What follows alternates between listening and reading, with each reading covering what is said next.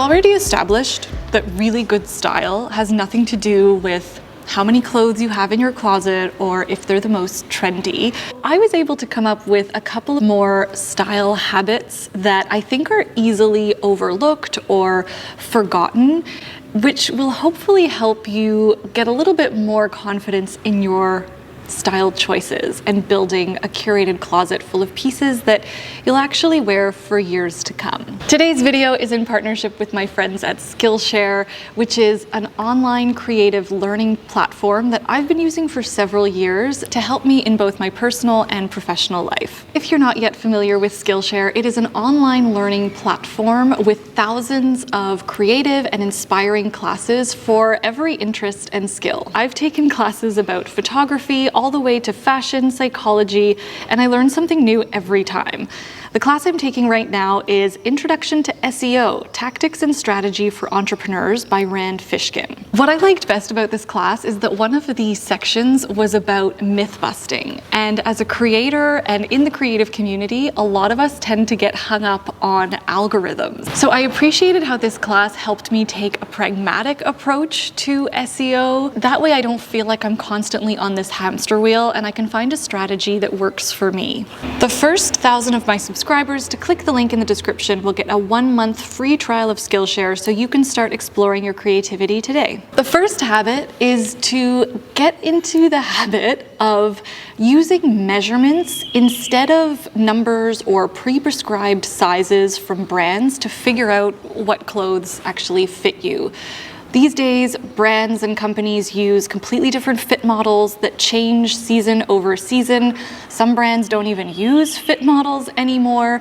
So it's really easy to get confused and frustrated when you're trying to find garments that fit you if you're not exactly sure what size you are. Figuring out your measurements and the measurements of the actual garment are crucial and can lead to a much easier shopping experience. When we're trying on clothing with different sizes that don't fit us, it can lead to us thinking that our body is the problem, when it's not. Your body is perfect. Okay? The measurements that I always use and that I use for clients are quite simple. It's bust, waist, and hip. If you'd like a resource on how to take your measurements properly, I will leave one for you in the description box below. I'm a little bit of a nerd about it. I actually bring a measuring tape with me into stores so that it's just a lot easier and quicker when I'm grabbing sizes. So if you're shopping in store, I would always grab a size up and down from the one that you think you're actually going to be so that it's a smoother experience in the change room. Shopping secondhand online is really good for this because you're often conversing directly with the vendor who can simply take measurements, post it on whatever app you're using. This way, we're not focusing on arbitrary numbers. Instead, you're just focusing on how things fit and how you want them to fit. Which leads me to my next point. Get into the habit of understanding that there is a difference between fit and size. When a pattern is graded, it's graded for size, but not necessarily fit. So you can have different fits of a garment for like the same size, if that makes sense. Fit isn't necessarily about the size of the garment and more how it hangs on your body. It's more about what's the silhouette that it gives you. Is it tight, more structured and fitted and tailored to the body, or is it something looser and oversized? So I think as you're determining size, it's really important to know, first of all, what fit you want the garment to have. And that will also help you narrow down your choices. You can also play around with the sizing. I don't always recommend sizing up or just buying sizes that are bigger for you, especially because the plus size community already has very limited access to clothing. So I would do this, have a look at the inventory and see how much there is on offer before doing this. But I have in the past sized up, buying menswear, for example, which fits me with a little bit more of like an oversized, looser fit, which I really love. It really depends on your personal preference and how much you want to experiment, but definitely recognize that size and fit are two different things. My next habit is one that I've already mentioned and a few of you mentioned in the comments of my last video, which is a gold mine, by the way. I have to say, I love reading your comments and I think we've built such a wonderful community and your tips are phenomenal. So if you didn't watch that first video, like, just read the comments and you'll learn a lot.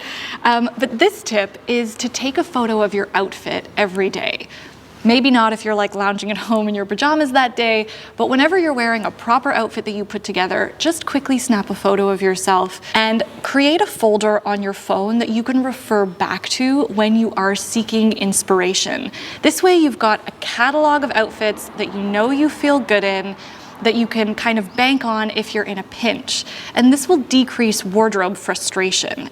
And the more that we can reduce the friction between us and getting dressed, the more we'll love what we already have in our closet and feel great when we get dressed and go about our day. Yes, this means that you will be an outfit repeater, and I think that's absolutely fantastic. I didn't really come to understand my style and become more confident in it until I had to start taking photos of myself for the channel and for social media, and that's when I really understood a couple of things. What my 3 adjectives were, how I like to describe my style, I'll get to that in a second, what my favorite outfit uniforms were, and just what were the silhouettes and cuts that I felt really good in. If you want to be like a true keener, I would also create a folder of outfits that you didn't like so much. And then if you have a minute, figure out what it was that you didn't like about them so that you don't make those mistakes again. I mean, if you didn't feel great in an outfit, you might as well learn something from it. I mentioned that the more you take photos of yourself, the better you'll understand and come to know your 3 adjectives or style descriptors. I talked about this years ago in one of my first videos about how to find your style. And more, I think this is such an important piece in order to gain a little bit more style confidence and build outfits that you actually love to wear and feel good in. These 3 words, I think, are crucial to building outfits that also feel fresh while you can stay true to your own personal style and essence, even as you evolve and change lifestyles or, you know, if your body changes. I just think it's a really important part of having style confidence. So I'm actually going to make a whole video about that another day, but for now, just try and get into the habit of figuring out how you would describe yourself and your 3 words. Self-awareness and style confidence go hand in hand.